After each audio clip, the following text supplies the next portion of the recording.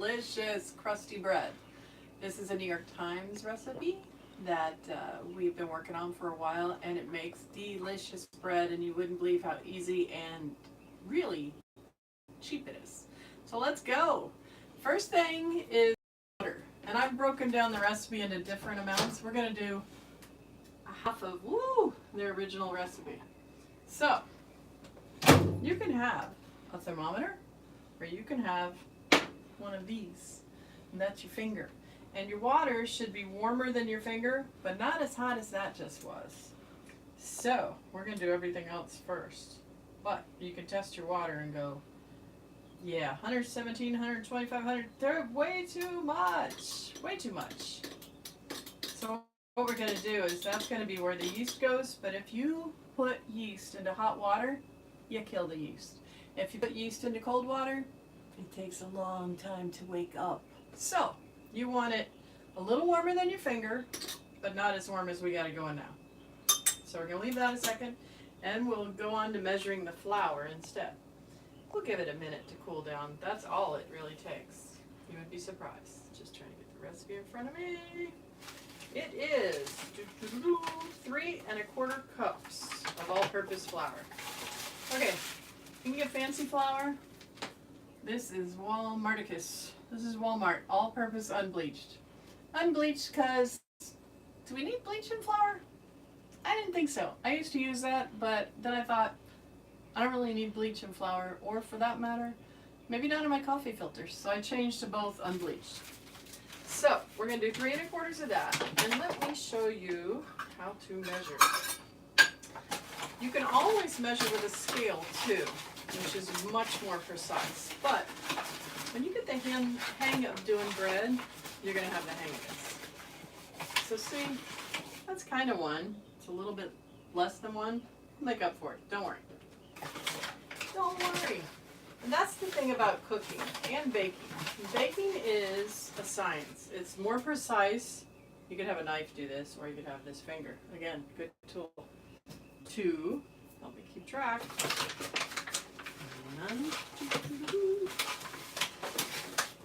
My lingual here. Trace. Let's see. Does that make it? Oh yes, and it makes up. See? Makes up for that little bit I was missing on the first one. 3 1/4. We're going to eyeball the quarter. Yeah, it looks like a quarter. So you're going to get to the right amount of dough. Because what matters is your weather, humidity, where you are in this country. We have a lot of humidity. We are in beautiful Miami, Florida. That's what the old people call it in Miami, Miami. So we're in Miami. We have humidity all year, all the time, most of the time, unless it's a really nice cold front, which is not what we have today. Let's check our water again. Let's go with the finger. Ooh, it's still warm. Let's see. 122, 125. You know what we're going to give it? We're going to give it a little bit of sugar first. Because we're going to put yeast in here. And you know what yeast is? It's hungry. This is not in their recipe, but it's my idea. I give the yeast a little something delicious to eat. Who doesn't want a little sugar in their diet? I know, it's very little sugar. Come on. Let's get real. So, we're also going to, let's put a little bit of flour in there. We'll take a little bit of our flour, because this will kind of cool it down a little.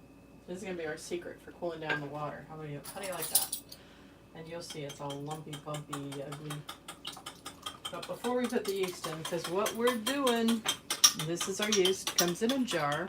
You can buy the little packets, but the packets aren't always the exact amount that you want in a recipe, so I buy the jar. And once you get into baking, a lot better deal, you're going to want the jar. Let's see, I need 3/4 of a tablespoon of yeast and 3/4 of a tablespoon of salt. And what you never want to do is put the salt with the yeast, because, again, they're not friends. 3/4 of a tablespoon. Are we ready? Should we test it? We are down to, see, we're down to We're a little further down. We're down to 123. That's not horrible. Still a little warm. 121. It's going down. Okay, so 3/4. And you can go a little less yeast, a little more yeast. I'm gonna put that part back. Do do do do. And stirring will cool it off a little bit, so we're gonna do that too. And yes, this is 1.5 cups of warm water. And I got this 2-cup measuring cup from Target for $5. Because a lot of times I need more than 1 cup and less than 4 cups. So I wanted a 2-cup. So I got it. So that we're gonna leave for a minute. The salt goes in here. Because remember, they're not friends till later. And I will tell you, you gotta have salt. They had the weirdest thing ever in Italy. Everything in Italy is delicious, unless you go to Tuscany and you have bread. And they're gonna go, wah, wah, wah. But, and we read about it before we went there, and we thought, that's crazy, they don't make any bad bread. They had a war over salt, so they started making bread without salt. You know how long ago that war was? A really long time ago. Put salt back in that bread. Yes, they'll give you stuff to dip it in. Yes, there's bruschetta. Yes, blah, blah, blah. You know what would be great? A little bit of salt. It makes all the difference. So this is like 3/4 of a tablespoon of salt.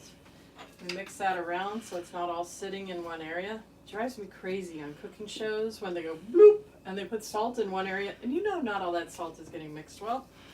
So we're a little picky over here. Anyhow. This, you could leave it a while. You can see we already got some bubbles. That's good. That means it's coming alive, coming alive, coming. Oh, bubble. I just saw it. Did you see it? Wait. I see more happening. Do, do, do, do, do, do. I'm going to pour it in because it was warm. So that's what we're going to do. Oh, look at. Oh. Did you see that? Blooming, blooming, blooming, blooming. Can you get that? You see it? Blooming, blooming, boom, boom, boom. They're like fireworks happening in the bottom. See all that? Boom, boom. That's so cool. That means your yeast is good. If your yeast doesn't go off like fireworks, you have old yeast, your water's too warm, your water's too cold, something's wrong. And it's not that hard. You're really, I swear, gonna get used to this. You're gonna get better at it. Okay? Don't be afraid to make stuff. Don't be afraid to make bread. Because you know how good the house is gonna smell. All we're gonna do for now is make the dough. We'll come back later, we'll be live later and make it into loaves and show you how we're gonna put it in the oven. And then we'll come back later and pull it out of the oven and show you what it looks like when you're done. So here's my other trick. I start with a wooden spoon, or in this case I think it's a bamboozle. I think it's a bamboozle spoon. But then I switched to this. Woo, this was a good purchase. This is, I think that's the little teeny KitchenAid logo. This is like a bowl scraper. Well, look what it does. Ooh, it scrapes everything. I love this thing so much. I make my bread with it.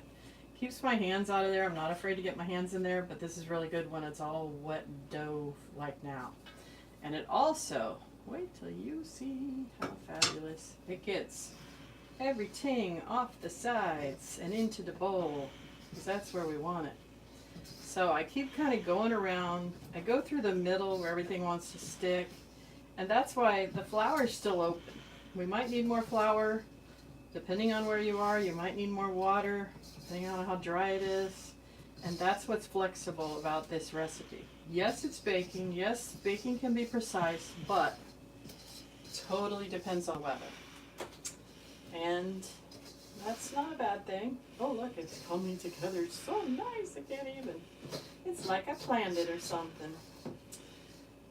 Well, I'm going to say this is nice enough to get my mano in here.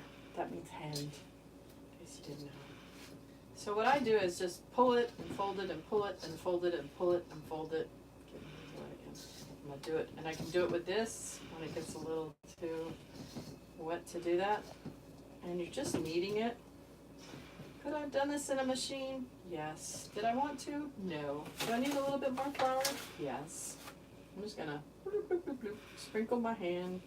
Sprinkle the bowl a bit. Little by little. Poco a poco. Yes, this is semi-bilingual, isn't it? Anyhow, you can always add more flour. It's a pain in the butt if you gotta start adding water. So add a little bit at a time, okay? Just a little. Folding it over, folding it over. I feel it, I feel it, I feel it. When it starts to stick to your hand again, get a little more flour. You don't want too much, but you want enough. It's kind of what they call a wet dough, but as you can see, it is coming together nice, and it is a warm, nice dough. And what we're gonna do, once I get all this together, I think I can take this out because I think we're good. We're not sticking, yeah. Frugal schmoogle like Martha Stewart. I don't keep any of my bread parts on my thing. Get it all off of there, clean that up later. Get everybody in here. Yes, feel just a little sticky. That's a lot of flour, but it's okay. Yeah, it's sticking at the very bottom. So let's see. That's where this guy comes back in. Sets you free. See, that part was sticking. Now you can see it. You can push it up against where we got some extra flour. And that's what we do. We just kind of keep, you can put it in both hands, bring it together, and then see how I'm kind of bringing it together? That part goes down. That's it. We're going to put some saran wrap or a dish towel on it, let it sit around for a couple hours, and we'll see you later today if you want to see how to make it into a ball and learn about why do people cut the top of the dough. Ha! You're going to have to wait and see. Take care. Thanks for joining us.